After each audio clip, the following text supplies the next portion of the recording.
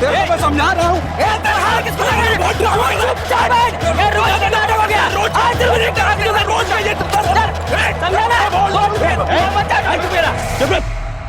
रोज दारू पी के लपका कहता है। अरे सर क्यों झगड़ा करते हो डेली के डेली दारू पी के?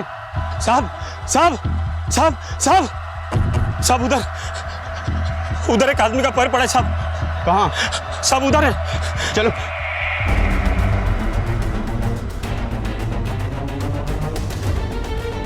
किसने देखा था? सर इसने। साहब इधर मारामारी चल रही थी, वो देखने के लिए मैं इधर से आ रहा था। बूढ़े बूढ़े ये तो एक ही पैर है, मुझे लगता है इसके और बॉडी पार्ट ट्रैक के आसपास बिखरे होंगे, एक बार चेक करना पड़ेगा। 21 फरवरी 2014 को मुंबई पुलिस को बोरीवली और कांदीवली के बीच में एक आदमी का कटा हुआ पैर मिला। शरीर के बाकी हिस्सों की जांच पुलिस ने जी जान से शुरू कर दी।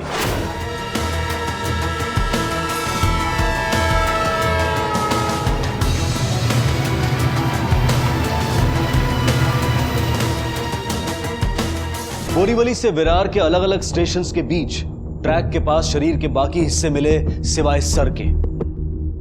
जिसने भी ये कत्ल किया था उसने पूरी कोशिश की थी कि इस आदमी की शिनाख्त ना हो पाए और इसीलिए उसने उसके शरीर के टुकड़े करके अलग अलग जगह फेंक दिए थे। पुलिस के लिए एक बिना चेहरे की लाश एक मुश्किल, एक पहेली हल करने के बराबर थी। आखिर कौन था यह आदमी जिसको इतनी बेरहमी से मारा गया था और क्यों? किस कदर उस इंसान को इससे नफरत रही होगी जिसने इसे मारा? या शायद वो दिमागी रूप से बीमार होगा। वो जो भी था बहुत शातिर था, लेकिन पुलिस ने भी हार नहीं मानी और वो अपनी छानबीन में जुट गई। सर नंबर है CKR 00114201।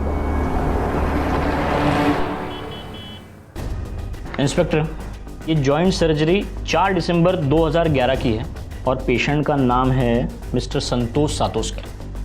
डॉक्टर, क्या मुझे संतोष सातोस्कर का एड्रेस मिल सकता है? बिल्कुल मिल सकता है, बस उसके लिए आपको रिसेप्शन जाना पड़ेगा। Okay, thank you doctor.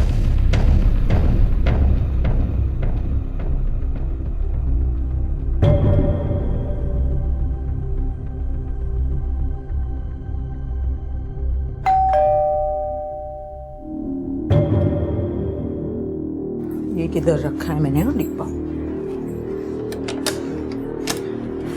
भाई मिर्ची 200 रुपए किलो हो गई है, रोज चीजों के भाव बढ़ रहे हैं। तो मैं क्या करूँ? 200 रुपया हो गया, खाना तो पड़ता ही है ना। लेकिन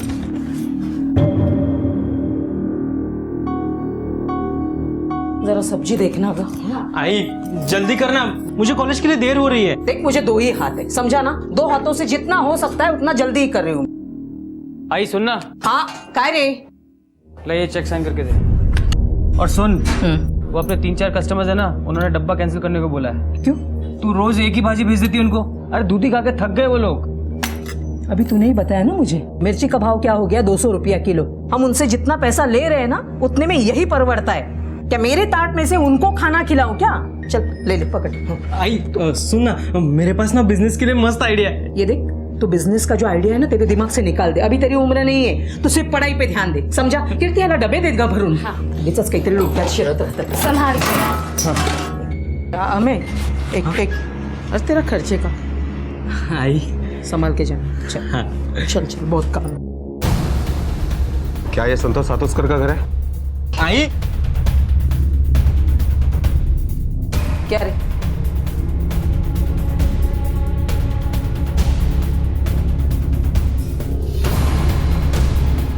जा, तू चिंता मत कर, कॉलेज को देर हो रही है ना तेरे को। जा। हाँ।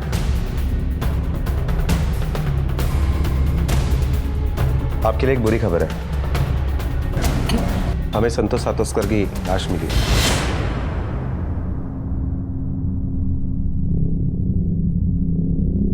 क्या सब? लेकिन उनको मर के अभी 1 साल हो गया है। क्या? हाँ।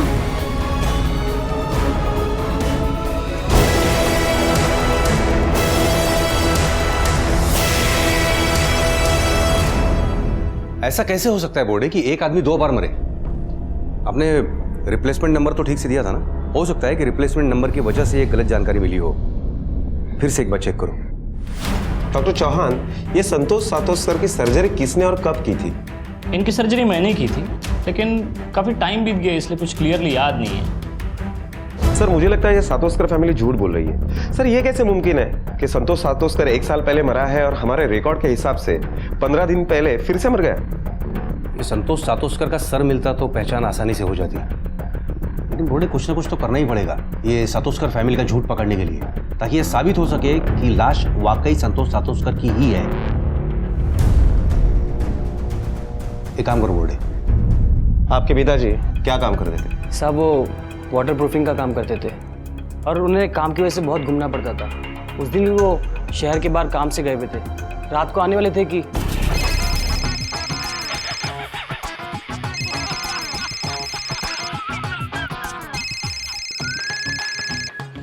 हेलो, हाँ जी साहब, हाँ जी आवाज़ नहीं आ रही। हाँ जी 1 मिनट। हाँ मैं ही अथर्व बोल रहा हूँ।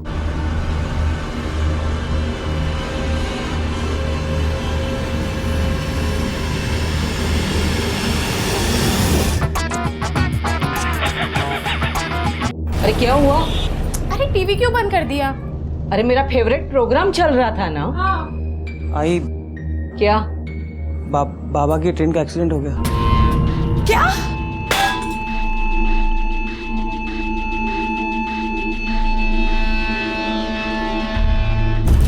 और 2 दिन बाद में हमें उनकी लाश मिली और यही पास में शमशान में हमने उनका अंतिम संस्कार किया साहब। ये तुम्हें कैसे पता चला कि वो लाश तुम्हारे पिताजी यानी संतोष सातोस्कर की ही है? साहब लाश बहुत ज़्यादा जल चुकी थी, रेलवे ने बर्थ के रिकॉर्ड से सबकी पहचान की थी और बाबा की सीट पे ही उनकी लाश मिली थी। तुम्हारे पास उनका डेथ सर्टिफिकेट तो होगा ही ना? जी हाँ साहब। उसकी एक कॉपी और संतोष सातोस्कर का एक फोटो हमें चाहिए। लाता हूँ सर। सब मैंने आपको पहले ही बताया ना, उनको गए हुए 1 साल हो गया अभी, और अभी आज आप पूछताछ कर रहे हैं। वो तो मैंने पिछली बार भी सुना था। क्या जमाना आ गया, गड़े हुए मुर्दों की भी छानबीन करती है पुलिस आजकल।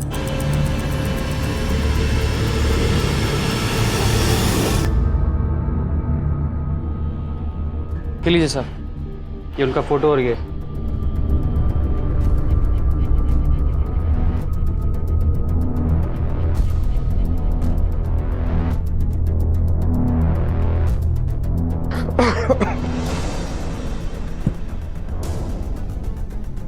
लगी तो नहीं? नहीं साहब।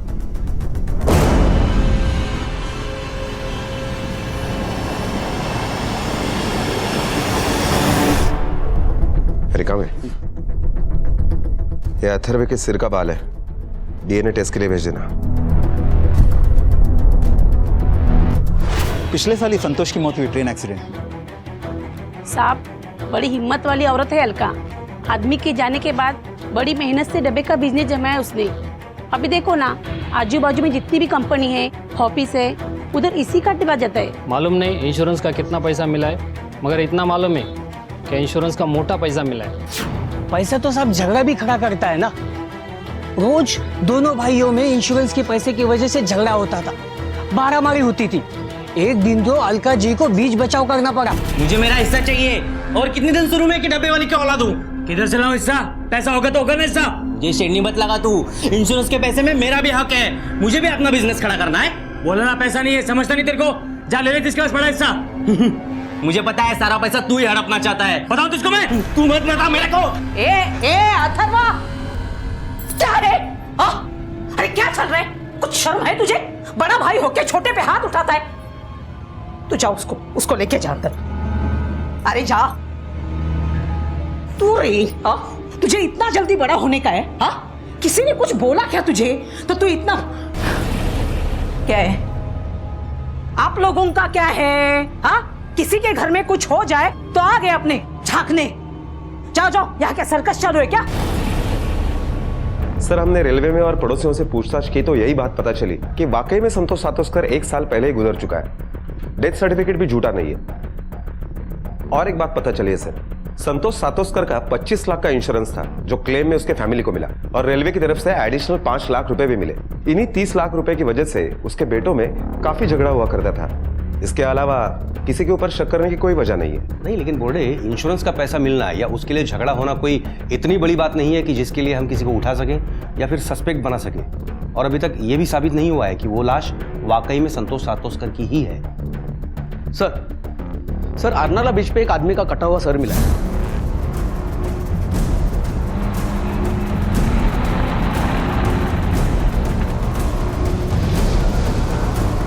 ये सर इसी बॉडी का है जिसके टुकड़े आपको मिले हैं, और इसके सर को बार बार जोर जोर से पटक पटक कर इसे मारा गया है, और मारने के तकरीबन 4 से 5 घंटे बाद इसके टुकड़े किए गए हैं, वो भी किसी तेज धारीदार चीज से। अगर वो डेड बॉडी संतोष सातोस्कर की ही थी तो वो 1 साल पहले कैसे मर चुका था? और अगर नहीं तो ये आदमी कौन था? संतोष सातोस्कर के घर वालों पड़ोसियों से की गई पूछताछ को, डेथ सर्टिफिकेट को झुटलाया नहीं जा सकता था। पुलिस की अब सारी उम्मीदें टिकी थीं अथर्वा और डेड बॉडी की डीएनए रिपोर्ट पर, जो अगर उनके हक में आ जाती तो पुलिस की कई मुश्किलें आसान हो सकती थी और वो पुलिस तहकीकात को एक दिशा दे सकती थी। सर डीएनए रिपोर्ट भी आ गई है और डीएनए रिपोर्ट के मुताबिक अथर्व के डीएनए और डेड बॉडी के डीएनए मैच कर रहे हैं। मतलब लाश संतोष सातोस्कर की ही है।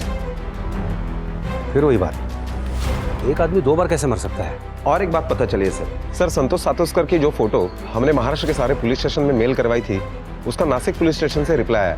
उनका कहना है कि सेम इसी शक्ल के आदमी की मिसिंग कंप्लेंट वहां पर दर्ज है, लेकिन उसका नाम संतोष सातोस्कर नहीं है, ललित गायतोंडे है। उसी शक्ल का आदमी नासिक में भी था। बोर्डे कंप्लेंट करने वाले को जल्द से जल्द लाश की शिनाख्त के लिए बुलवा लो। इस केस के तार एक नहीं, शायद कई जगह बिखरे हैं। Okay sir.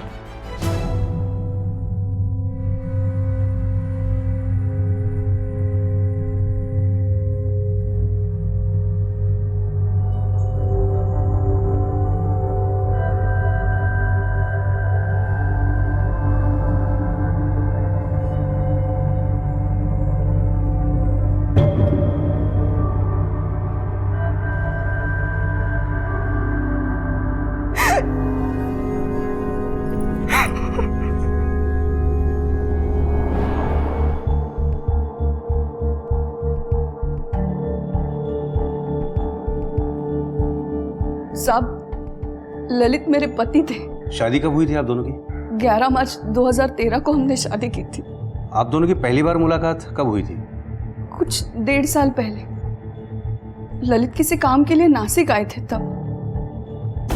वो मर के अभी 1 साल हो गया है। हम रोज एक दूसरे से मिलने लगे और फिर पता ही नहीं चला कि कब फिर हमने शादी कर ली। मुझे डर था कि ऐसा ही कुछ होने वाला है।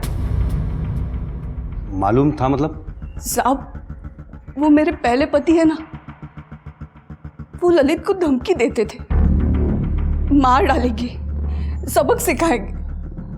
क्यों मार डालेगा?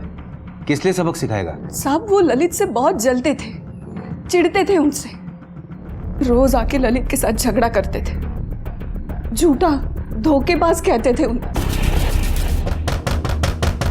ए भाई आया।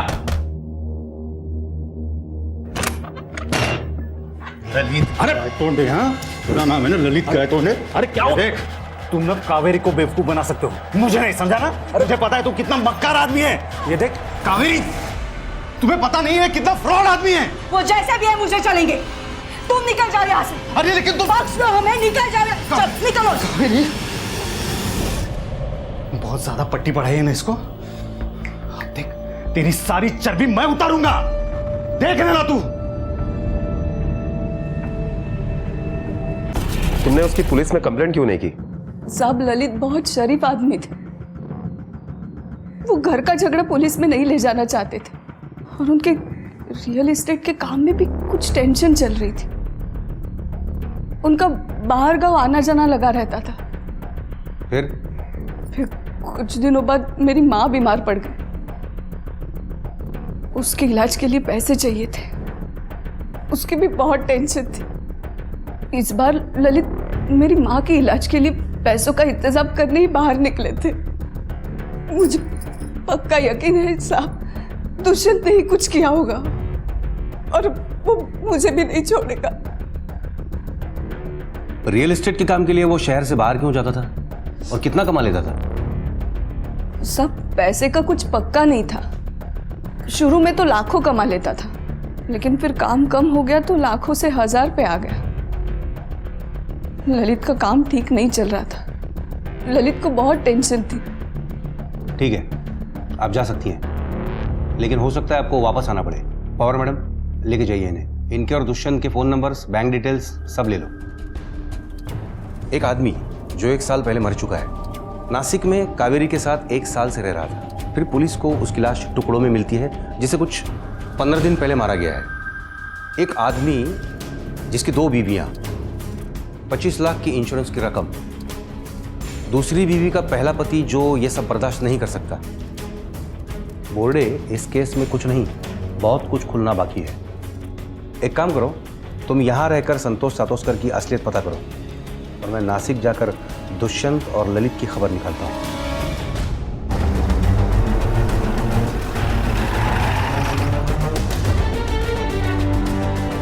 ये दुकान आपकी है? जी हाँ सर। क्या किया था ललित ने? सर वो ललित एक नंबर का फ्रॉड और झूठा आदमी था। उसने मेरा घर तोड़ा, मेरी शादी तोड़ी, और सबसे ज्यादा गुस्सा मुझे इस बात का है कि उसने कावेरी को मुझसे छीना। लेकिन सर उसके लिए मैं उसकी जान नहीं ले सकता सर। तुम कैसे कह सकते हो कि वो झूठा और फ्रॉड था? सर देखिए ना, अभी वो अपने आप को स्टेट एजेंट कहलाता, लेकिन ये एरिया में उसके नाम पे एक भी एग्रीमेंट नहीं है। यहाँ तक कि उसके नाम पे रेंट एग्रीमेंट भी नहीं है। वो जो मोबाइल यूज करता था वो भी मेरी बीवी के नाम पे था सर, कावेरी की। और उसने कावेरी को अपने पिछली जिंदगी के बारे में, परिवार के बारे में कभी कुछ पता नहीं लगने दी। मुझे तो पूरा डाउट था सर, उसका कोई ना कोई लफड़ा जरूर है।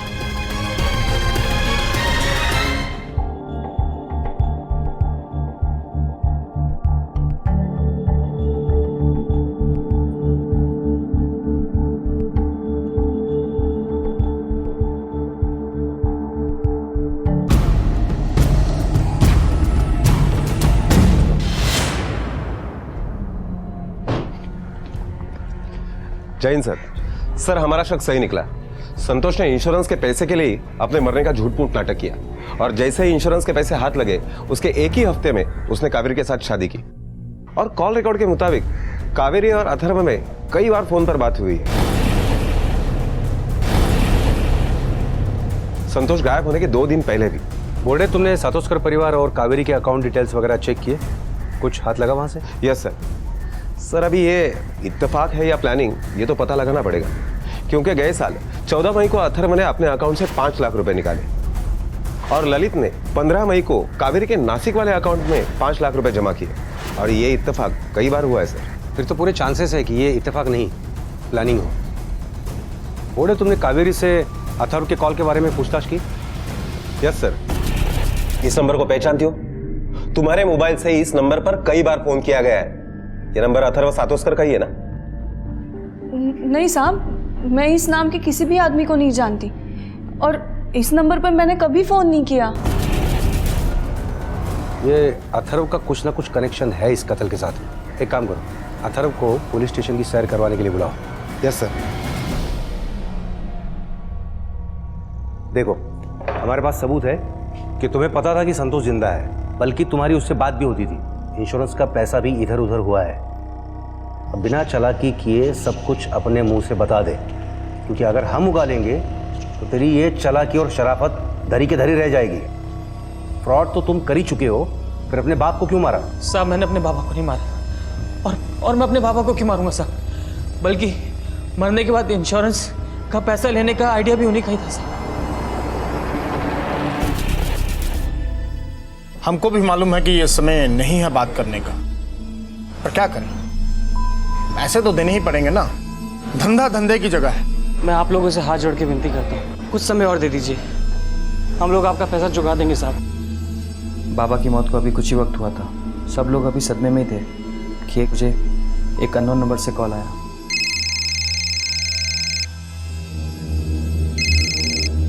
हेलो हेलो, मेरे पास एक खबर है तुम्हारे बाबा के बारे में।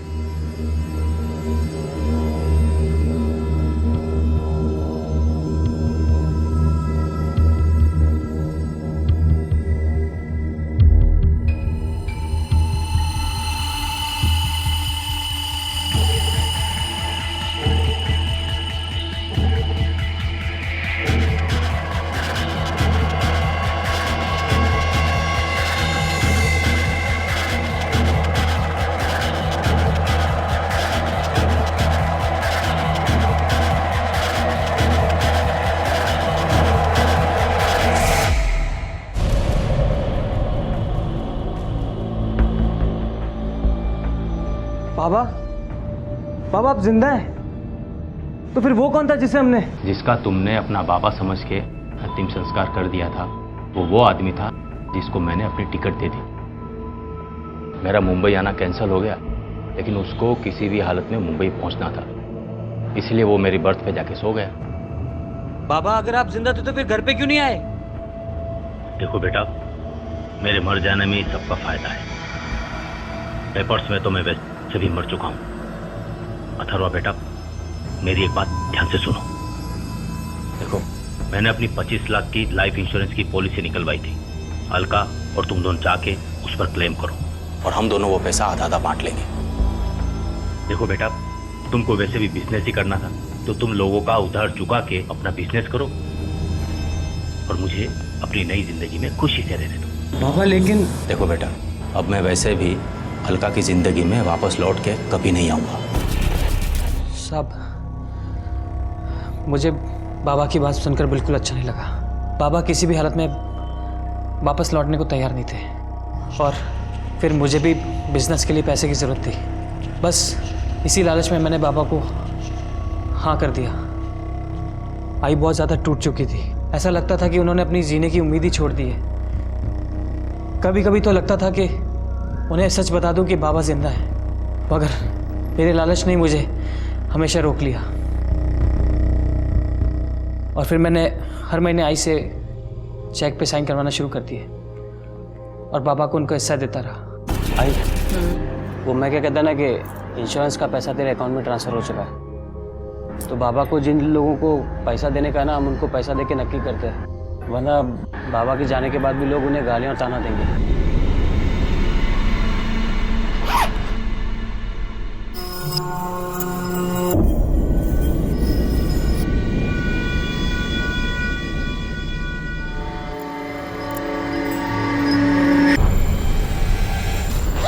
चल आता हूँ आई।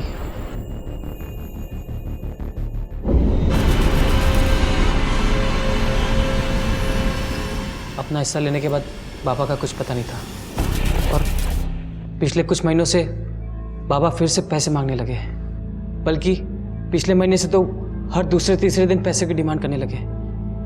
अब आप ही बताइए मैं कहाँ से लाता इतने पैसे?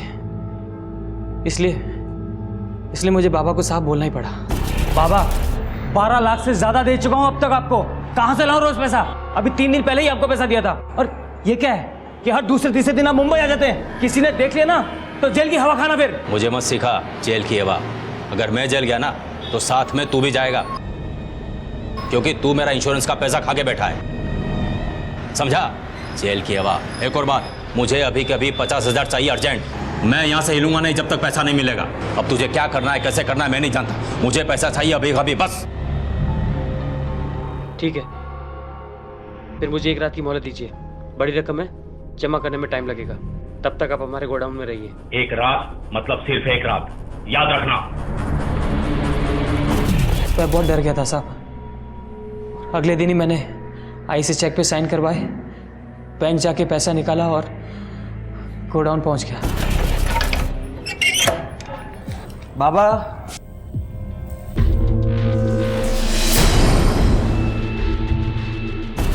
मुझे बाबा के लिए बहुत डर लगा था साहब, और ये बात मैं किसी को बता भी नहीं सकता था। इतना सारा खून कहाँ से आया, क्यों आया और बाबा कहाँ चले गए साहब, मुझे कुछ नहीं पता। मैंने कुछ नहीं किया साहब, मुझे कुछ नहीं मालूम। तुमने तुम्हारे बाप का कत्ल किया है या नहीं, इस बात का पता हम लगा ही लेंगे, लेकिन तुमने उसके साथ मिलकर जो फ्रॉड किया है उसकी सज़ा तुम्हें ज़रूर मिलेगी। चल अब ये बता, ये तेरा गोडाउन कहाँ पे है?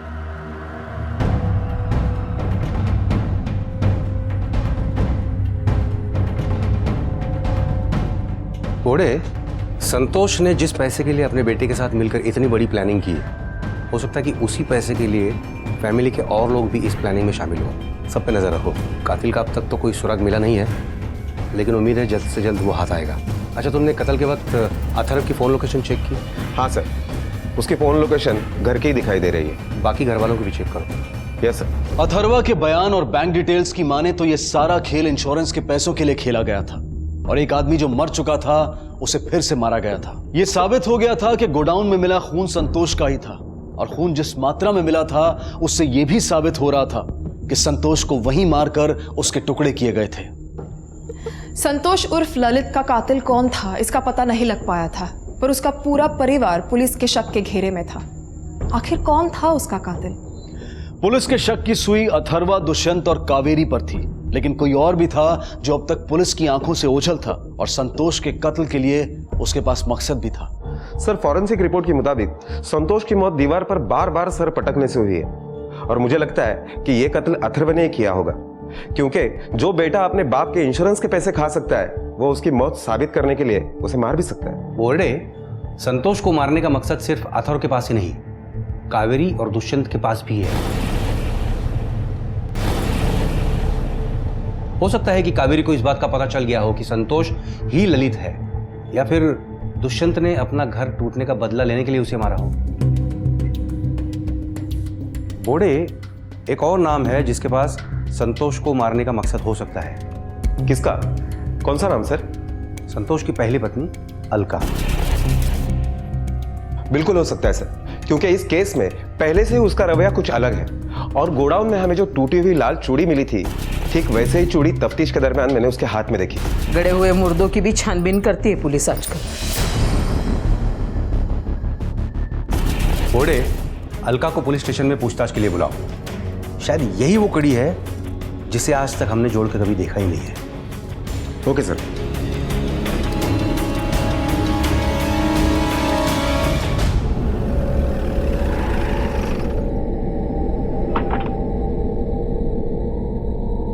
सर, ये वही रजिस्ट्रेशन की फाइल है, इसके अंदर। सर, अलका मैडम को लेके आए। काफी मजबूती से बांध रखा है तुमने अपने घर परिवार को। देखकर लगता है कि तुम पर कभी किसी बात का असर होता ही नहीं होगा। क्यों नहीं होता है ना सर? ये मजबूती है या दुख? दुख इस बात का कि जिस इंसान की विधवा बनकर तुम जी रही हो वो 20 दिनों पहले तक जिंदा था, एक दूसरी औरत के साथ रह रहा था। इस बात का तुम्हें पता चल गया। पता चलते ही तुम्हारा यह दुख इस कदर गुस्से और बदले की भावना में बदल गया कि तुमने उसे सचमुच ही मार डाला। एक झूठ मूठ की विधवा से सचमुच की विधवा बनना तुमने मंजूर कर लिया। बोलो, सही है ना? इसी वजह से मारा ना तुमने उसको, या कोई और वजह थी? हाँ, इसी वजह से मारा उनको।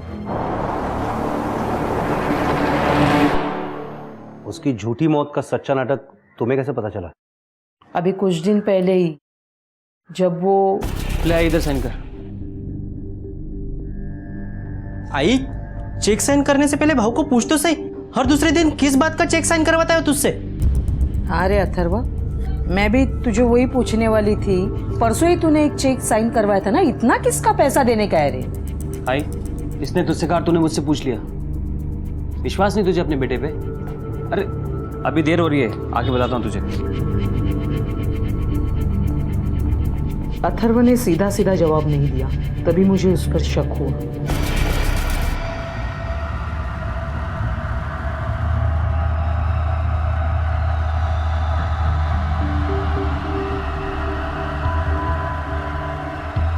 हाँ, अच्छा अच्छा, ठीक है ठीक है ठीक है।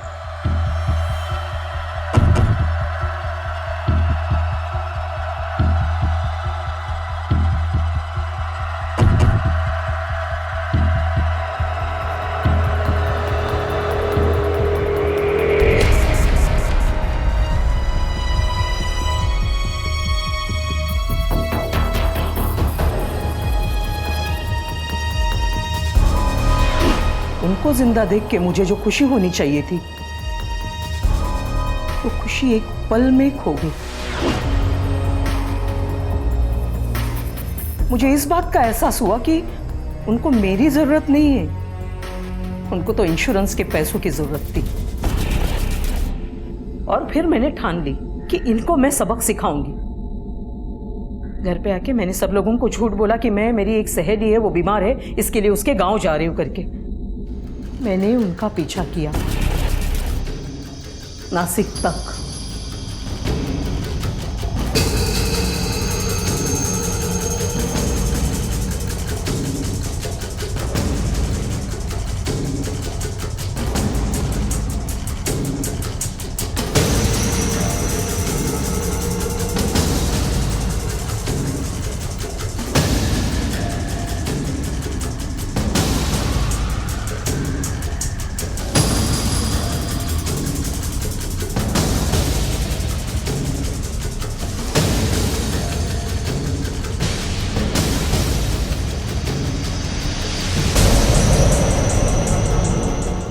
वहां जाके देखा तो वो किसी और औरत के साथ रहते हैं। मतलब मुझे छोड़ के जाने में उनकी कोई मजबूरी नहीं थी।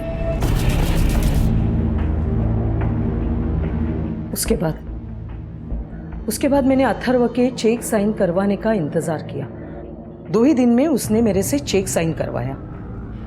मैं समझ गई कि वो आ गए हैं और आए हैं तो गोडाउन में रुकेंगे। इसके लिए अथर्व के जाने के पहले ही मैं वहां गोडाउन में पहुंच गई। जैसे ही अथर्व वहां से निकल गया मैं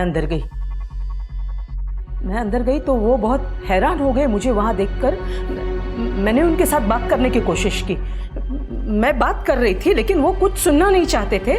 फिर हमारी बात बहस तक पहुंची, हमारा झगड़ा शुरू हुआ और मैं गुस्से से बहुत पागल हो गई थी। मैंने गुस्से में आकर फिर उनको मारा, उनको मैंने काट दिया और फिर उनके टुकड़े करके मैंने फेंक दिए। कैसे मारा तुमने उसको? मतलब किस चीज से मारा? वही गोडाउन में एक ऐसा डंडा पड़ा हुआ था, मैंने उससे मारा। और टुकड़े कहाँ फेंके? रेल की पटरी पे।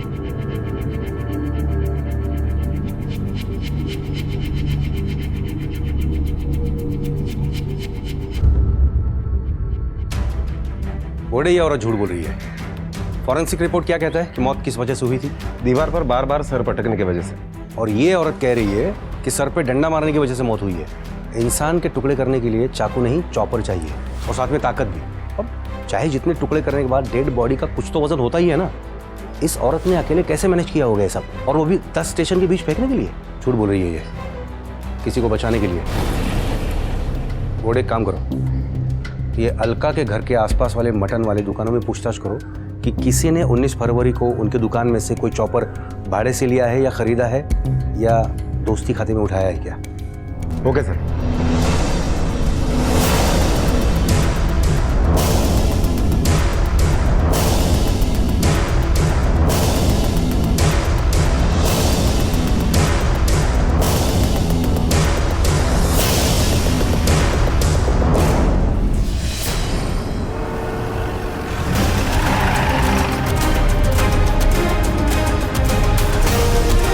कहाँ घर जा रहा है? हाँ।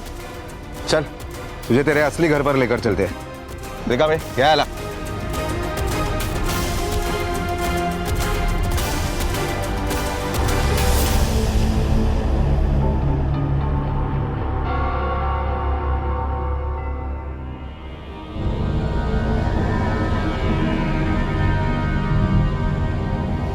ठीक से पहचानो, ये वही था ना जिसने तुमसे चॉपर खरीदा था?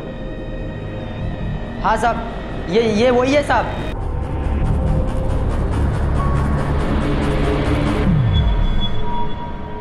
चल, बिना घुमाए फिराए सीधे सीधे अपने मुंह से बोल, क्यों मारा अपने बाप को?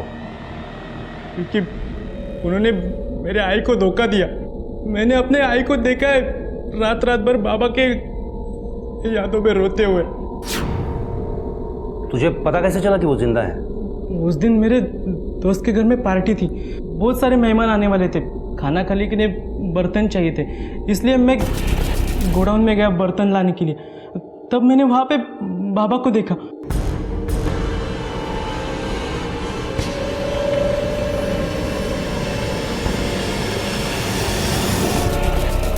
मैंने उनको देखा तो पहले मैं खुश हुआ, बाद में वो मुझे कुछ और ही समझाने लगे। हमें बेटा देखो, मेरी बात सुनो। अब तुमको पैसा चाहिए ना, मैं दूंगा ना, बहुत पैसा दूंगा। पर किसी को ये मत बोलना कि मैं जिंदा हूँ, अपनी आई को भी नहीं। देख बेटा, मैं एक दूसरी जिंदगी जी रहा हूँ बड़ी शांति से, और मैं उधर बहुत खुश हूँ। मगर मेरी आई खुश नहीं है ना, आपने मेरी आई को धोखा दिया। क्यों? जब उन्होंने मुझे कहा कि उन्होंने दूसरी शादी की है और आई को छोड़ के वो वहां बहुत खुश है, तो मुझे बहुत गुस्सा आया। मेरी आई को विधवा बना के मैंने ये सब घर जाके अपने आई को बताया। आई ने मुझे समझा के शांत किया और हम गोडाउन चले गए। आई, इसने तुझे धोखा दिया, ये सुन के मुझे बहुत गुस्सा आया, इसलिए गलती से हो गया। सुन सुन सुन, तेरा बाप तो मेरे लिए 1 साल पहले ही मर चुका है। तो डर मत, मैं आई हूँ ना तेरी।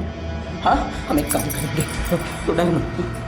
हम इनकी लाश का कुछ ठिकाना लगा देंगे, इनके टुकड़े टुकड़े करके फेंक देंगे। अगर तुझे किसी ने भी कुछ पूछा ना तो मैं संभाल लूंगी, समझा ना? ये आदमी के वास्ते मैं मेरा घर टूटने नहीं दूंगी। तू तू तू फिक्र मत कर, मैं हूँ, मैं सब संभाल लूंगी तुझे। हाँ, सब संभाल लूंगी। मैंने अपने एरिया के मटन वाले से मटन काटने का चॉपर लिया। मैंने अपना फोन घर पे ही रखा था ताकि किसी को मेरे ऊपर शक न हो जाए।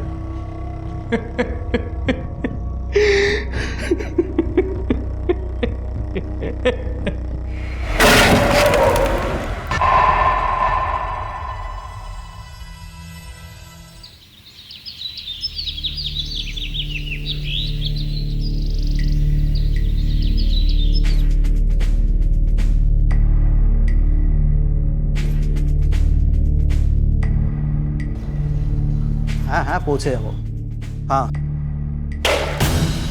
तुम मुझे तेवर दिखा रहे हो? हाँ? अरे जान ले लोगे क्या? एक चमाट मारोगे दिमाग ठीक हो जाएगा तुम्हारा। अरे भाई साहब पागल कर रखा है इन लोगों ने। सोसाइटी की नाक में दम कर रखा है, रोज का नया ड्रामा इनका। ओ नीलम जी, अरे समझाइए अपना नानक को। देखिए मैं शर्मिंदा हूँ, मैं बात करती हूँ। अरे किसी दिन किसी की जान लेकर रहेगी। देखो मैं भी कैसे मारती हूँ। अब देखिए इनको।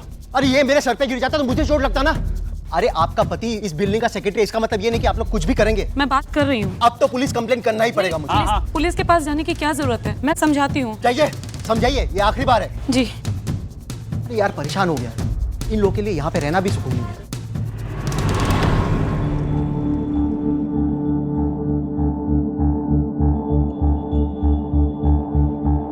दीपू,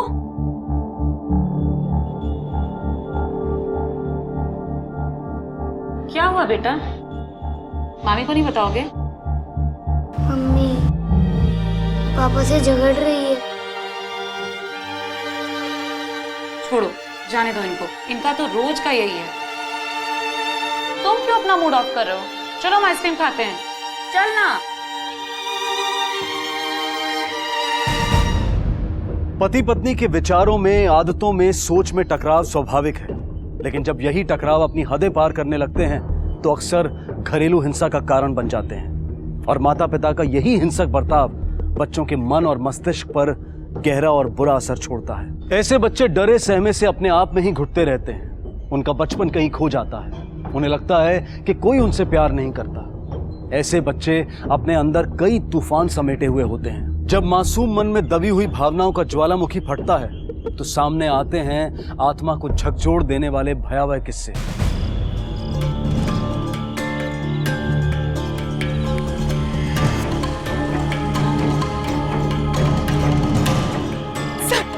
सब मेरा बेटा कहीं खो गया, मुझे कंप्लेंट लिखवानी। ठीक है आप रोइए मत, आइए मेरे साथ। सब मेरा बच्चा कहीं खो गया। एक मिनट आप शांत हो जाइए। पहले अपने बेटे का नाम बताइए और उम्र बताइए। दीपू सर, स्कूल में दीपक किशोर सिंह नाम था, उम्र 7 साल थी सर। आप कौन? मेरा बेटा था सर। अच्छा अच्छा, बैठिए। अच्छा ये बताइए कि आपका बच्चा कब गायब हुआ था? मेरा मतलब है कितने बजे? सर एग्जैक्ट टाइम तो नहीं पता, पर स्कूल से आने के बाद। स्कूल से आया था ना वो। उसका बैग घर पर ही था। वो स्कूल गया था या नहीं? बताओ गया था कि सर इसी का काम है उसे स्कूल भेजना। हाँ सर, मैंने उसे उठा के तैयार तो कर दिया था। फिर क्या? फिर चैटिंग में लग गए। एक काम ठीक से नहीं होता इस आदमी से, जब देखो तब चटियाता रहता उस कमीनी औरत के साथ। उसके अलावा आता तुम्हें कुछ? सर मैं आपसे कह रही हूँ, जो भी कुछ हुआ है ना इसी आदमी की वजह से हुआ। इसी आदमी की वजह से गायब हो गया मेरा। मेरी वजह से? कि तेरी वजह से? होश कहाँ था तुम्हारा? जब सो के उठे थे देखा नहीं बच्चा कहाँ है? उसे छोड़ के बाहर चली गया अकेले? अगर मैं मार्केट नहीं जाती तो सब्जी लेने तुम्हारी फुलझड़ी जाती। सर मैं आपसे कह रही हूँ, जरूर इस आदमी ने ना मेरे दीपू के साथ कुछ कर दिया। सटक गई तेरी जुमन में बकी जा रही तू। सर ना तो उसका जबान पे लगाम है और नहीं दिमाग पे। उस दिन तो मैं जादू तेरी नजर, खुशबू तेरा बदन, तुम्हारा कर शुरू उस कमीनी औरत के साथ। क्या है? किसे चैट कर रहे हो? दोस्त का मैसेज चेक कर रहा हूँ। अच्छा दिखाओ मुझे। दिखाओ। अरे दोस्त का मैसेज चेक करो। क्या दिखाओ? क्या? अरे दिखाओ। अरे दिखाओ। अरे दिखाओ। अरे दिखाओ।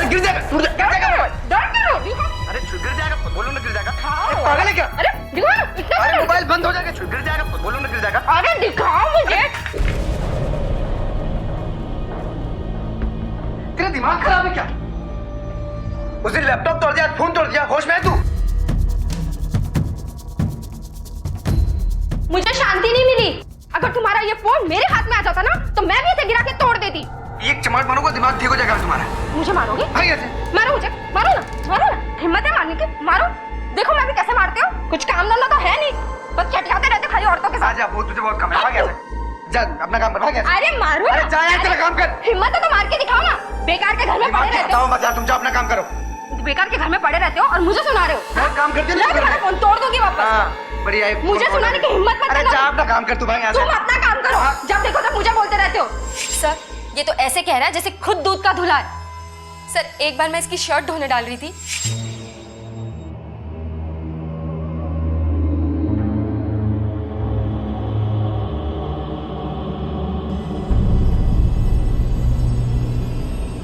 क्या हुआ? लिपस्टिक का दाग ढूंढ रही हो? ठीक से ढूंढो, मिल जाएगा। नहीं मिल रहा है? अभी मिलेगा। क्या कर रहे हो तुम?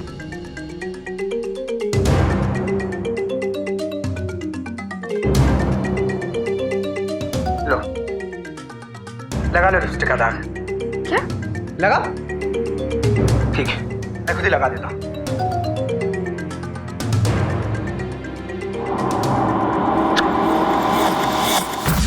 हाथ धो यार तुम एकदम से। रुको, तुम मुझे तेवर दिखा रहे हो? हाँ, झाड़ दूंगी तुम्हें 1 मिनट में। क्या कर रहे हो तुम ये?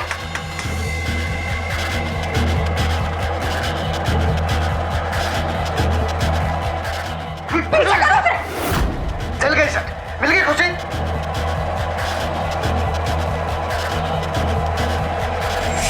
तुम लिमिट क्रॉस करी हो सीधा। तुम्हें दौरे पड़ते पागलपन के। कहीं उसी में तुमने दीपू के साथ कुछ कर तो नहीं दिया? तुम कहना क्या चाहते हो? 1 मिनट, मुझे यहाँ बहसबाजी नहीं चाहिए। सर बहसबाजी नहीं, इसकी असलियत बता रहा हूँ मैं। बस, कैसे माँ बाप हैं आप लोग? एक तो बच्चे को ठीक से संभालते नहीं है और यहाँ पुलिस स्टेशन में आकर तमाशा कर रहे हैं। अरे शर्म आनी चाहिए आप लोगों को। अब जितना पूछूंगा उतना जवाब देना। बच्चे का फोटो लाएं, दीजिए।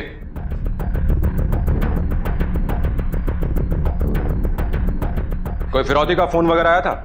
नहीं सर। आपको किसी पे कोई शक है? कोई किसी से दुश्मनी? नहीं सर। आपने उसे डांटा या फटकारा था? नहीं सर। उसका कोई दोस्त वगैरह, छोटा या बड़ा, फोन किया, पूछा? सर, उसकी दोस्त मैं ही हूँ, उसकी मामी। मेरे अलावा वो कहीं आता जाता नहीं था। ठीक है, इस वक्त आप लोग जाइए, हम लोग उसे ढूंढते हैं। रात बहुत हो चुकी है, इसलिए किसी को डिस्टर्ब नहीं कर सकते। सुबह आएंगे। और हाँ, इस बीच अगर कोई और डेवलपमेंट हो तो मुझे बताना। ठीक है सर। प्लीज।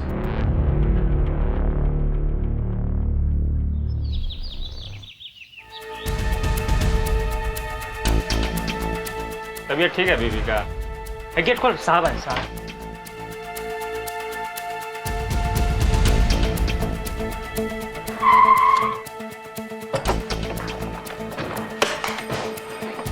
बागवरे, नेबर्स और वॉचमैन से पूछताछ करो और 2 कांस्टेबल्स को बाहर भेजो।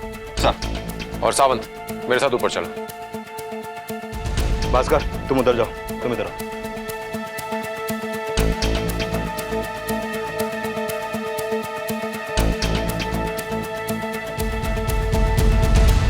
तो उसका भाई अगर आकाश सोसाइटी का सेक्रेटरी और बिल्डर नहीं होता ना तो कब का मैं उसको निकाल बाहर फेंकता। रोज कोई ना कोई लफड़ा सर, रोज कोई ना कोई मगजमारी। हम लोग तो परेशान हो गए हैं सर। कभी कभी तो लगता है हम किसी बिल्डिंग के सोसाइटी में नहीं बल्कि अखाड़े में रह रहे हैं। अच्छा, उनके बेटे दीपू के बारे में कुछ बता सकते हो तुम? दीपू तो उनका बेटा लगता ही नहीं है सर। वो बेचारा रोज सुबह से शाम तक सीढ़ी ऊपर बैठा रहता है, खाली पेट, भूखे प्यासे, बिना नहाए धोए। हमें उसकी हालत ऐसी देखी नहीं जाती तो हम उसे कुछ ना कुछ खाने पीने को दे देते हैं सर। एक खास बात, दीपू के बाप को औरतों का बहुत बुरा नशा है। उसकी माँ हमेशा अपने पति को रंगे हाथों पकड़ने के पीछे लगी रहती है। जब उनके माँ बाप होश में नहीं रहते तो फिर दीपू की देखभाल कौन करेगा सर? अच्छा, आखिरी बार कब देखा था तुमने? ये मुझे याद नहीं सर। सर, मेरी बहन है शीला। मुझे ये कहना नहीं चाहिए, पर क्योंकि यहाँ मेरे भांजे की बात है इसलिए रहा नहीं जाता। ये दोनों माँ बाप बनने के लायक हैं ही नहीं। एक के लिए फोन पर लगे रहना उसका जन्मजात हक है और दूसरे के लिए सब कुछ शक। बच्चे की तो दोनों को पड़ी ही नहीं थी। ऐसे फूल से बच्चे को रौंद डाला था दोनों ने। इन दोनों ने दीपू की वो हालत कर दी थी कि उसने पहले भी भागने की कोशिश की थी।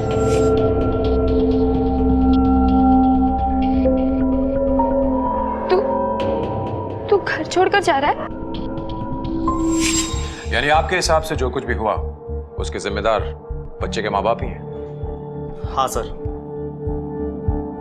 कैसे माँ बाप हैं? इनका अपना बच्चा इन्हें छोड़कर चला गया, वो भी सिर्फ 7 साल का। कहीं वो फिर से भाग तो नहीं गया? हाँ साहब, दीपू शाम में गया था उधर, उसके बाद नहीं दिखा। और तूने जाने दिया, रोका भी नहीं? किस लिए रखा गया तेरे को इधर? साहब वो अक्सर बाहर खेलने के लिए जाता था, इसके लिए नहीं रोके। रुको जरा। 302 में जो दीपू रहता है उसे जानते हो तुम? नहीं साहब।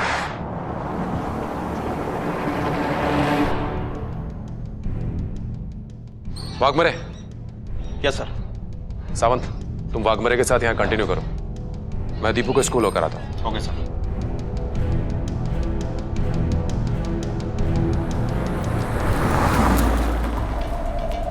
दीपू पढ़ाई में काफी अच्छा था, पता नहीं अचानक से वो शांत हो गया, उदास रहने लगा। उसकी पढ़ाई पर भी असर हो गया, मार्क्स गिरने लगे, रेगुलर एब्सेंट रहता था। आपने कभी उससे जानने की कोशिश नहीं की कि आखिर प्रॉब्लम क्या है? मैंने कई बार जानने की कोशिश की, पर कुछ फायदा नहीं हुआ। कई बार तो वो स्कूल में बिना टिफिन का ही आया करता था, भूखा रहता था। ऐसा लगता था कि उस पर कोई ध्यान रखने वाला नहीं है, निग्लेक्टेड बच्चा है। मैंने उसके पेरेंट्स से भी बात करने की कोशिश की, कुछ दिन तो ठीक था, पर फिर से वही चीजें होने लगी। Thank you so much. अगर जरूरत पड़ेगी तो हम फिर आएंगे। जी नमस्ते। सर कोलकाता से मैं आज ही आया हूँ, इसीलिए सिचुएशन का ज़्यादा पता नहीं है, पर उसका पेरेंट्स का बिहेवियर बच्चे के प्रति एकदम अच्छा नहीं था। एक दिन तो उन दोनों के आपसी झगड़े में उस मासूम का भी हाथ तोड़ दिया। बेटा ठीक हो जाएगा।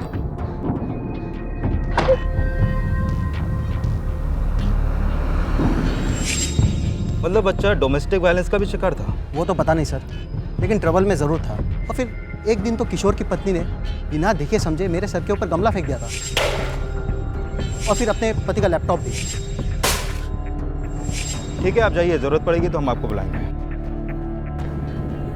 तहकीकात में एक बात खुलकर सामने आ रही थी कि शीला और किशोर ने अपनी जाती जिंदगी को घर की 4 दीवारी से निकालकर चौराहे पर खड़ा कर दिया था, और उनकी आपसी कला दीपू पर कहर बनकर टूट रही थी। क्या रोज के इस तमाशे से तंग आकर दीपू कहीं चला गया था, या वो किसी हादसे का शिकार हुआ था, या फिर किसी ने हालात का फायदा उठाकर दीपू के साथ कुछ ऐसा किया था जो सबकी कल्पना से परे था। दीपू के माता पिता एक दूसरे पर इल्जाम लगाकर अपनी जिम्मेदारियों से भाग रहे थे, लेकिन उनकी दलीलें कितनी सच्ची थीं और कितनी झूठी, ये तो वक्त ही बताने वाला था। वाघमरे अगर लोगों की माने तो दीपू के पेरेंट्स को उसकी कुछ खास फिक्र नहीं थी। दीपू का कोई दोस्त भी नहीं था, वो स्कूल कभी जाता था कभी नहीं भी जाता था, और अपने घर से ज्यादा अपने घर की सीढ़ियों पर या फिर अपने मामा के घर पे रहता था।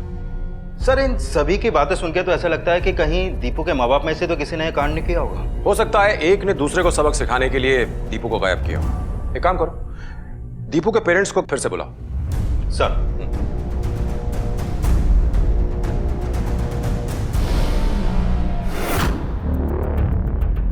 सर मैं समझ नहीं पाई, आप क्या पूछना चाहते हैं? यही कि दीपू का हाथ तुम दोनों में से किसने तोड़ा था?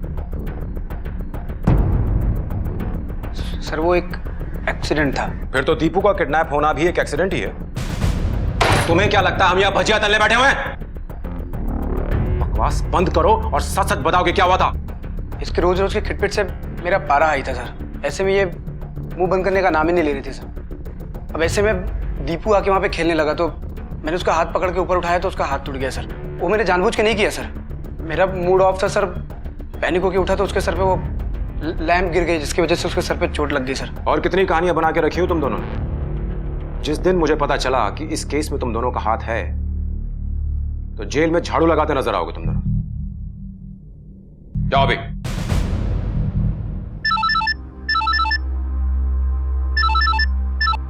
हाँ सावंत बोल।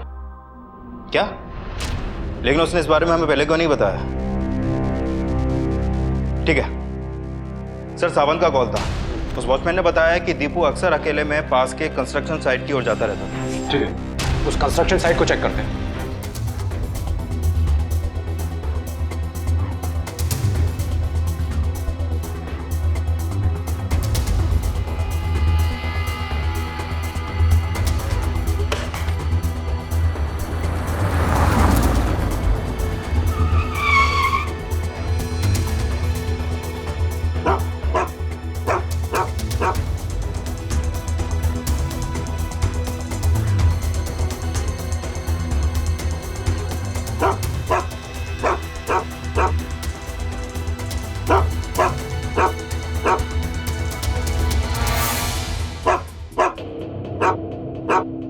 यहाँ तो कोई भी नहीं है, फिर ये कुत्ता क्यों भौंक रहा है? सर ये कुत्ता यहाँ पे रोज ऐसा ही भौंकता है, कोई हो या ना हो। बागमरे, कुत्ते का इस तरह एक ही जगह में बार बार भौंकना मुझे कुछ एबनॉर्मल लग रहा है। एक काम करो, डॉग स्क्वाड को फोन करो, सर चेक करो।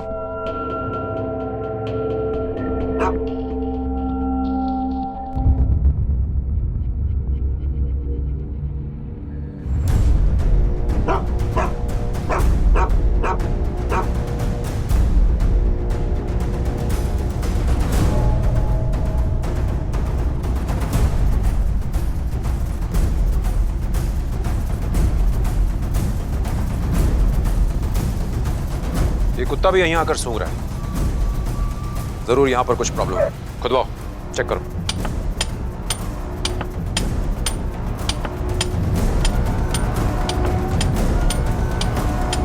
उस तरफ तोड़ो।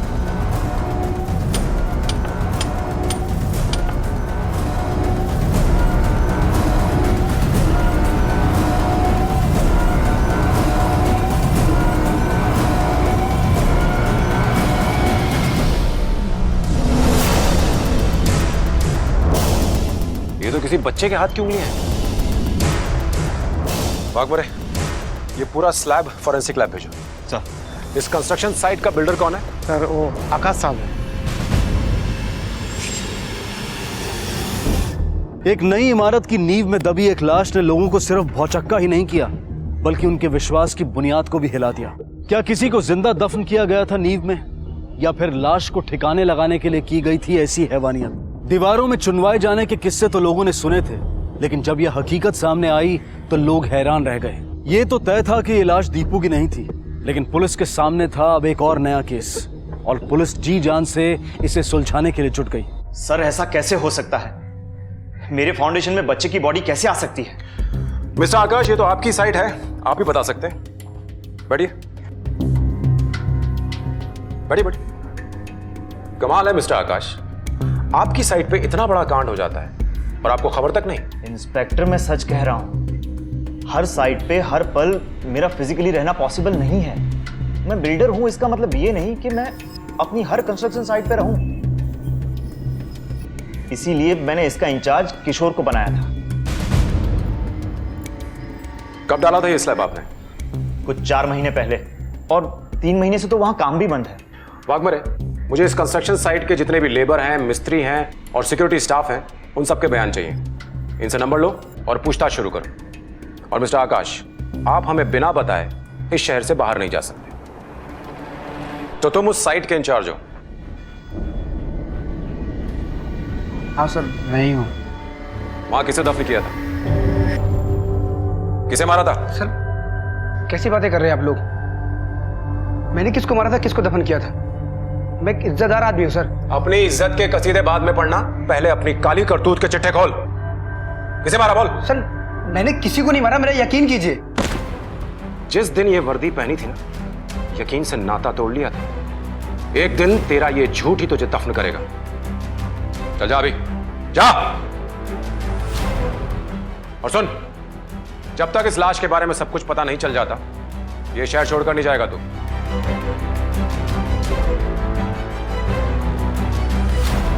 नजर रखना इस पर। यह लाश पुरानी है, शायद 4 या 5 महीने पहले इसे दफनाया गया है। यानी ये भी एक मर्डर केस है? हो सकता है। एक बात और, इसके ऊपर किसी भी प्रकार के हथियार के निशान नहीं पाए गए। बच्चे के स्कल के सभी पोर्ट्स में सीमेंट घुली है। ऐसा लगता है शायद इसे जिंदा ही दफनाया गया है। जिंदा? जी हाँ। इसका मतलब ये केस हमारी सोच से कहीं ज्यादा बड़ा और टेढ़ा है। किसी बच्चे को जिंदा दफन किया गया था नींव में, लेकिन क्यों? किसने किया था यह हैवानियत का काम? क्या किशोर का वाकई कोई लेना देना नहीं था इस केस से? क्या दीपू के गायब होने का कोई सिरा जुड़ता था इस केस से? पुलिस के सामने कई सवाल सर उठाए खड़े थे।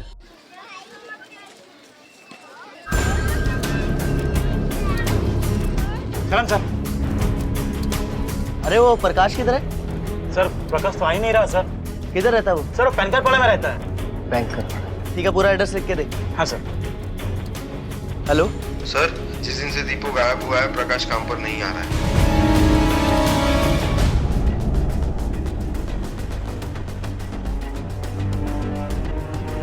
ये तोड़ो।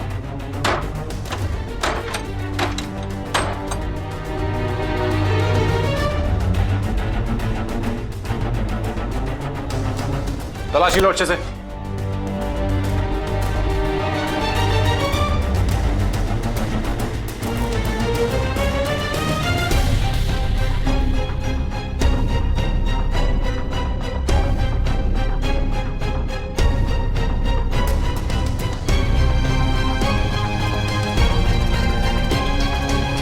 सर ये देखिए।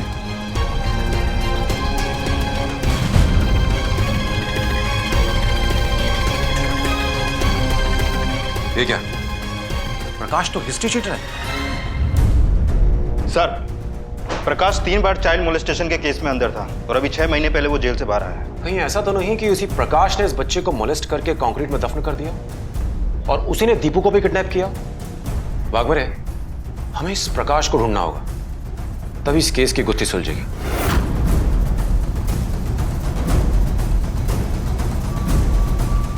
सलाम साहब, आपका मुर्गा मिल गया। साहब हम कुछ नहीं किए, हमको बेकार पूछा। साहब साहब हम सही बोल रहे हैं, हम कुछ नहीं किए साहब। आपको गलत। नाटक बंद कर और बता दीपू कहाँ है, बोल। सच्ची बोल रहे हैं साहब, हम कुछ नहीं किए दीपू के साथ। वो जयंती की होगी उसके साथ। जयंती? कौन जयंती? काम वाली बाई है साहब, 302 में काम करती थी। मैडम ने उसको नौकरी से निकाल दिया, तब से बहुत गुस्से में थी वो, उनको धमकाया भी था। क्यों? उसका किशोर साहब के साथ चक्कर चलता था साहब। किशोर साहब जयंती के पीछे दुम हिलाते फिरते थे। ये जयंती कहाँ मिलेगी? पटेल नगर के झोपड़े में। अरे मैडम, मेरे को काय को पकड़ा है?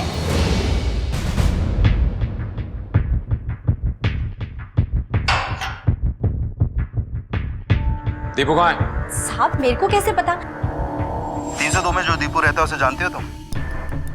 नहीं साहब। तो फिर उस दिन झूठ क्यों बोला था? तेरा और किशोर साहब का क्या चक्कर है, बोल। साहब आप ये कैसी बातें कर रहे हैं? देख, मुझ में ज्यादा पेशेंस नहीं है, और ये मैडम जो खड़ी है ना, अगर इसने पेशेंस खो दिया तो तेरा अस्पताल पक्का है। भावे, एक बेड बुक कर इमरजेंसी में इसके लिए। बोलो। वो साहब, किशोर साहब के साथ मेरा चक्कर था।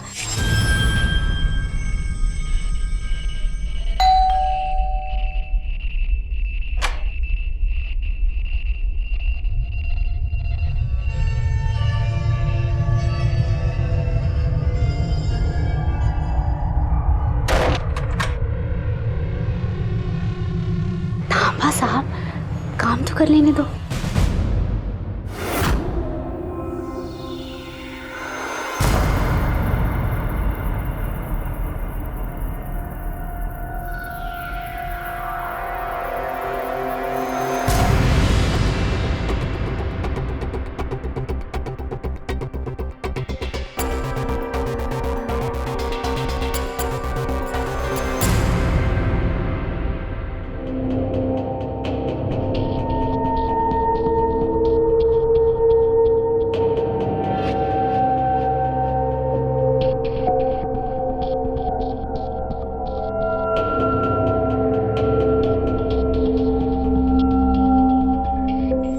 उसके बाद मेम साहब ने काम से निकाल दिया। कमाल है, तेरी हिम्मत कैसे हो गई मुझसे पैसे मांगने की? चल निकल यहाँ से। चली जाएगी मेम साहब, लेकिन जितना पगार हुआ है उतना तो दे दो। मेरे पास एक भी पैसे नहीं है। सोने के मजे बहुत लूटे ना तूने, तो जा ना, अब रोने के लूट। बेच दे जाके अपने आप को, भीख मांग जाके। मेम साहब जो मुंह में आ रहा है बोल रहे हो। मैं काम के पैसे मांग रही हूँ, फोकट के पैसे नहीं। तू मुझे एटीट्यूड दिखा रही है? मेरे घर में इस समय तू सही सलामत खड़ी है ना, यही मेरी मेहरबानी है। अपने से ऊपर वाले मर्द के साथ सो गई ना, इसलिए साली तू अपनी औकात ही भूल गई। ओ मैडम, औकात की बात मत करो, अपने पति को संभालो जाकर। चल निकल निकल, मेरे घर में आके मुझे सिखा रही है। निकल यहाँ से। लेकिन साहब मेरा क्या? इसका भी तो चक्कर चल रहा था मेम साहब के साथ। नहीं साहब, उस दिन साहब के साथ इसको पकड़ने के बाद। प्रकाश जरा ऊपर आना। हाँ ठीक है।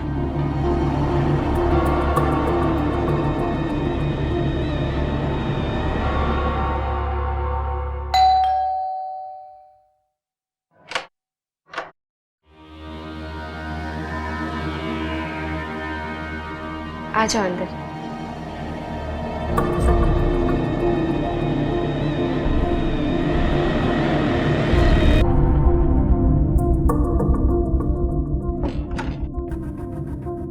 प्रकाश, मेरे बाथरूम का शावर खराब हो गया है, जरा प्लीज देख लो। अरे मैडम, इसके लिए तो प्लम्बर वाला को फोन करना, हम कर देते हैं अभी जाके। अरे प्लम्बर के चक्कर में नहीं तो पता नहीं कितना टाइम लगेगा।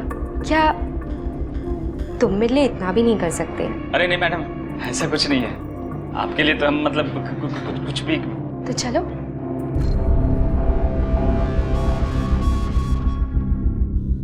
अरे हिचकिचाओ मत, चलो। आपके साथ?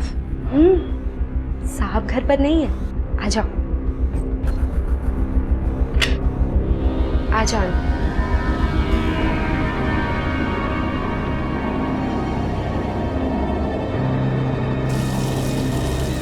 अरे तुम्हारा हाथ लगते ही ठीक हो गया, ऐसा क्या किया तुमने? तुम्हारे सारे कपड़े गीले हो गए। I am so sorry.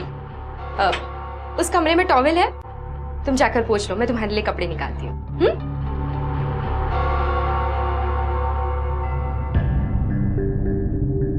Deepu बेटा, मम्मा अभी कुछ जरूरी काम कर रही है, तुम सो जाओ। हाँ, मम्मा थोड़ी देर में आती। जाओ बेटा।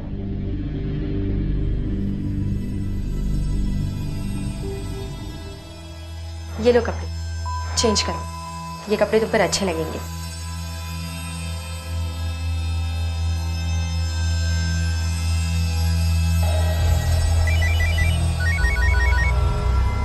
हेलो।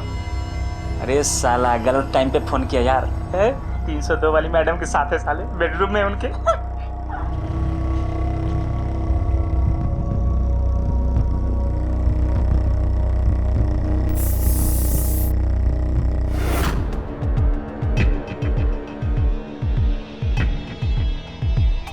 गावेलु जब तू पाउडर जीलन लागेला कमरिया। गावेलु जब तू पाउडर।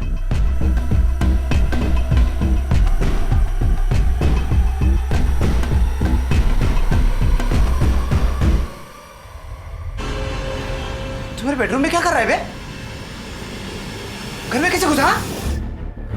परफ्यूम में मारा साला मेरा। मैडम बुलाए थे साहब। हम कुछ नहीं किया।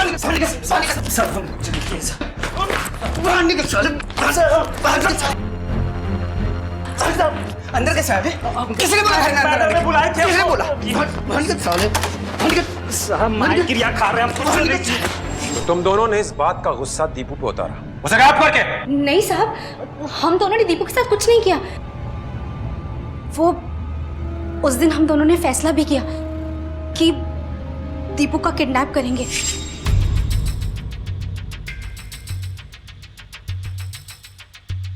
साली का दिमाग खराब हो गया है, मेरे को नौकरी से निकालती है।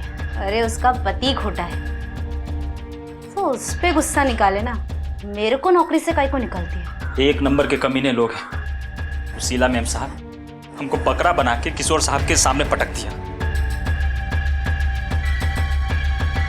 इस मेम साहब को तो सबक सिखाना ही पड़ेगा। बदला तो हम भी लेना चाहते हैं। सुनना, मेरे पास एक प्लान है। अगर इस कुतिया को सबक सिखाना है ना, दीपू को उठा लेते हैं। अरे नहीं नहीं, हम सब फंस जाएंगे और कुछ सोचते हैं। क्यों?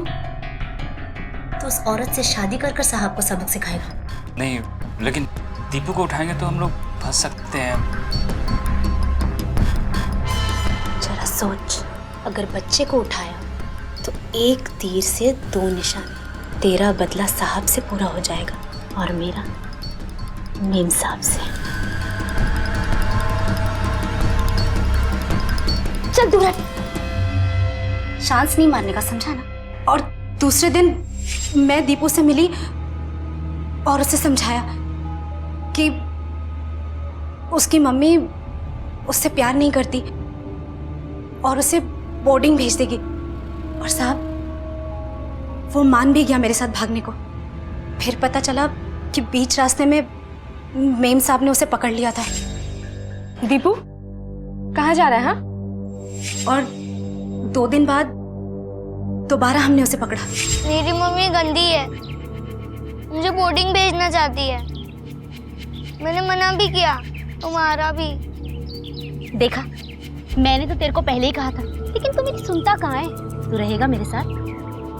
तो फिर एक काम कर, कल रात होते ही बिल्डिंग के बाहर आना, और जो दुकानें हैं ना, मैं तेरा वहीं वेट करेंगी, ठीक है? हम लोग समय से वहां पहुंचकर इंतजार करने लगे।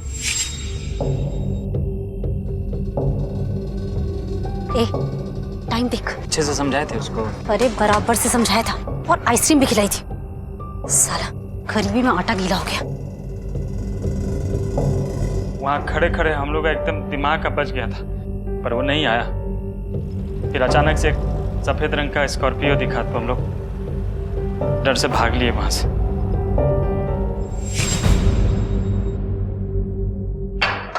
सर वो शीला जी और आकाश जी मिलने आए। बैठा उन्हें। जी सर।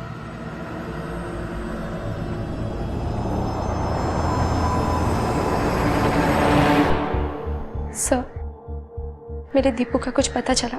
जी नहीं, लेकिन आप चिंता मत कीजिए, हम कोशिश कर रहे हैं। अच्छा, ये किशोर कहाँ है? सर, वो क्यों आएगा? उसे किसी की कोई फिक्र नहीं, माँ बेटा बीवी किसी की नहीं। बस सारा दिन औरतों से चैटिंग करता रहता, उसके अलावा कुछ नहीं सोचता सर उस आदमी को। सर किसी काम का नहीं है वो, एकदम नाकारा, निकम्मा और गैर जिम्मेदार इंसान है।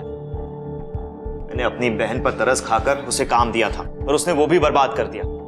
आज उसकी वजह से मेरा नाम भी खराब हो गया। गैर जिम्मेदार तो आप भी कम नहीं है मिस्टर आकाश। अपनी बहन की शादी कराते हैं एक ऐसे आदमी से जो एकदम नाकारा है, और अपनी बिल्डिंग का वॉचमैन हायर करते हैं बिना किसी बैकग्राउंड चेक के। हिस्ट्री शीटर है आपका वॉचमैन प्रकाश, सजा याफ्ता मुजरिम। वो और आपकी मेट जयंती मिलकर के दीपू को किडनैप करने का प्लान कर रहे थे। मतलब सर, उन लोगों ने ही मेरे दीपू को किडनैप? जी नहीं, वो सफल नहीं हो पाए। अब आप लोग यहां से जाइए और हमें अपना काम करने दीजिए। जैसे हमें कुछ इन्फॉर्मेशन मिलेगी हम आपको इन्फॉर्म करेंगे। कैसा अजीब परिवार है ये किशोर और शीला का, कैसे अजीब रिश्ते हैं। एक दूसरे को सबक सिखाने के लिए वो किसी भी हद तक जाने को तैयार थे। तो क्या दीपू भी उनकी इन्हीं भावनाओं का शिकार हुआ था, या फिर किसी ने मौके का फायदा उठाकर दीपू को लापता कर दिया था? सलाम साहब। सर पता चल गया। क्या? कुछ लोगों ने दीपू को सफेद कलर की स्कॉर्पियो भी देखा था, वो आराम से बैठ के जूस पी रहा था। फिर अचानक से एक सफेद रंग का स्कॉर्पियो दिखा तो हम लोग डर से भाग लिए वहां से। गाड़ी का ड्राइवर कौन था? साहब गाड़ी कौन चला रहा था ये तो पता नहीं है, पर गाड़ी किसकी ये पता चल गया। सर मैं मानता हूँ गुस्से में आके मैंने एक बार दीपू का हाथ तोड़ दिया था, पर मेरा बेटा है सर, प्यार करता हूँ मैं उससे। मैं अपने बेटे के साथ ही ऐसा क्यों करूंगा? तो फिर किसी और बच्चे के साथ किया, उसे मारकर फाउंडेशन में दफना दिया? सर मैंने किसी बच्चे को नहीं मारा, किसी को नहीं दफनाया। झूठ बोलता तू, तूने बच्चे को अगवा किया और झूठ बोलता है। सर मैं अपने बच्चे को अगवा क्यों करूंगा? अगर तूने अगवा नहीं किया है तो फिर उस दिन दीपू को लेकर तू कार में कहाँ जा रहा था? सर मुझे नहीं पता, मैं उस दिन कार लेके गया ही नहीं था। अगर तू गाड़ी लेकर नहीं गया था तो उस कार को कौन चला रहा था? सर मुझे नहीं पता, चाबी वॉचमैन के पास रहती है। वॉचमैन के पास?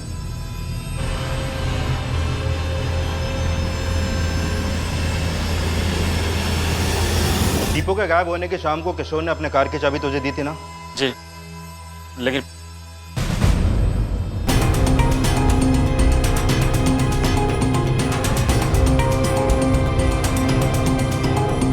सर वो कार से निकला है। ठीक है, तुम उसका पीछा करो और हमें बता दे रहा हूँ। जी सर।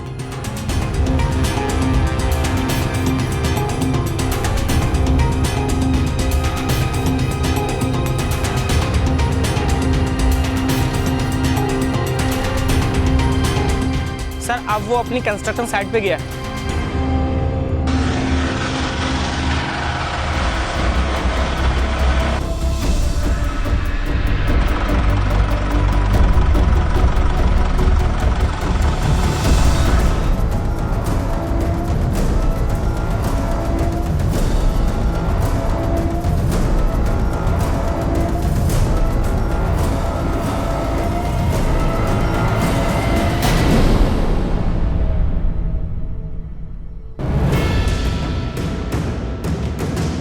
बच्चे को दफनाने जा रहा है? पहले तेरी कब्र खोदते हैं। ले चलो उसको।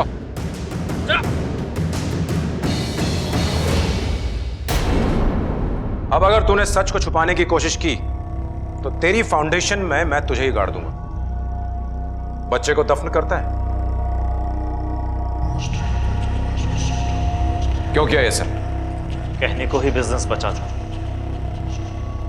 बहुत घाटा हो रहा था। फिर एक दिन ऐसे ही कुछ लोगों की बातों में फाउंडेशन सेक्रीफाइस के बारे में सुना। पता चला इससे सब शुभ होता है। पहले नहीं करना चाहता था, लेकिन लगातार घाटे से काफी डेस्परेट हो गया था और मजबूरन ये कदम उठाना पड़ा। मजबूरी इंसान को इतना मजबूर नहीं बनाती है। ये तेरा लालच है जिसने तेरे जमीर को दफन कर दिया था। जरा सोच कर देख, क्या करने जा रहा था तू अपने सगे भांजे को दफनाने जा रहा था। इतना जलील ख्याल तेरे दिमाग में आया भी कैसे? दीपू की कदर नहीं थी उसके माँ बाप को, उसको उठाना आसान था। चल घर में। जल गई? अब समझ में आया जलना किसे कहते हैं? मैंने सिर्फ नाटक किया, लेकिन तुम तो रोज सोते हो ना उस कमीनी औरत के साथ, मेरे इसी घर में, मेरे ही बिस्तर पर। तुम कभी नहीं सुधर सकते। फिर एक दिन मैं एक बाबा से मिला, जिन्होंने कहा कि किसी अपने का बलिदान दोगे तो तुम्हारा सोया भाग्य जागेगा। मैं तो उसे उसी दिन मार देता। और बाबा का ही कहना था कि अगर उसे आज मारता हूं तो सब शुभ होगा। इत्तफाकन 3-4 दिन पहले मुझे मौका मिला उसे किडनैप करने का, वरना मैं उसे आज ही किडनैप करने वाला था। ये बाबाओं के चक्कर में पड़ के तूने जो कुछ भी किया, उससे तूने अपने भाग्य को सुलाया ही नहीं, बल्कि जेल की कालकोठरी में हमेशा हमेशा के लिए दफन कर दिया। तुझ जैसे लोग ही मामाओं को कंस बनाते हैं।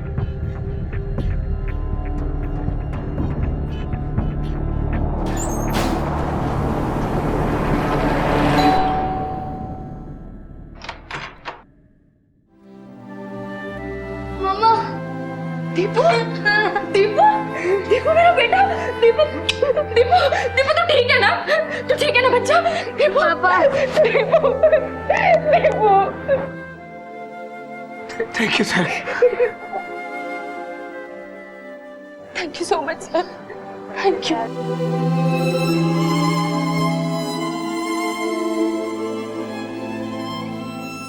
पुलिस ने दीपू को तो बचा लिया था, लेकिन आकाश जैसे लोग इंसानियत के नाम पर कलंक होते हैं। अंधविश्वास की आड़ में वो अपने ही भांजे को दफन करने जा रहा था। कोई भी विश्वास या पूजा पाठ अगर किसी दूसरे को आहत करे, हिंसा के लिए प्रेरित करे, तो वो विश्वास नहीं होता। उसके पीछे के इरादे नेक नहीं होते, और ऐसी राय देने वाला इंसान सिर्फ आपको गुमराह करता है अपने निजी स्वार्थ के लिए। जरा सोच कर देखिए, किसी की खुशियों की कब्र पर आपकी खुशियों की इमारत कैसे बन सकती है? मेहनत, सच्ची लगन और ईमानदारी से काम करने वालों को इस बात का कोई डर नहीं होता कि नुकसान होने पर वो क्या करेंगे। वो अपनी सूझबूझ से कठिन हालात का डटकर मुकाबला करते हैं और अपने आप को समेटकर जिंदगी को एक नई दिशा देते हैं। लेकिन दीपू के साथ जो हुआ, उसका जितना जिम्मेदार आकाश है, उतने ही जिम्मेदार उसके माता पिता शीला और किशोर भी हैं। इसे शीला की खुशकिस्मती कह लें या दीपू की, कि दीपू के साथ कोई अनहोनी होने से पहले ही पुलिस ने उसे ढूंढ निकाला। लेकिन ऐसे कई दिल दहला देने वाले हादसे देखने और सुनने में आते हैं जहां पुलिस की मदद सही समय पर नहीं पहुंच पाती। ये किसका दोष है? हम शीला और किशोर जैसे माता पिता से सिर्फ इतना ही कहना चाहेंगे कि अगर आप अपने बच्चों की परवरिश ठीक से नहीं कर सकते, उनके कोमल मन की रक्षा नहीं कर सकते, तो आपको उन्हें जन्म देने का भी कोई अधिकार नहीं है। इस संसार का हर जीव अपने बच्चों की देखभाल करता है, तो फिर हम क्यों नहीं? इसी विचार के साथ मैं अनूप सोनी आपसे विदा लेता हूं। फिर मुलाकात होगी अगले एपिसोड में एक और चौंका देने वाले केस के साथ। तब तक अपना और अपने परिवार का ख्याल रखें और देखते रहें क्राइम पेट्रोल डायल 100। सबक एक को सीख हम सबको। जय हिंद। क्राइम पेट्रोल के और भी दिलचस्प कहानी देखने के लिए हमारे चैनल को सब्सक्राइब करें और बेल आइकॉन दबाना न भूलें।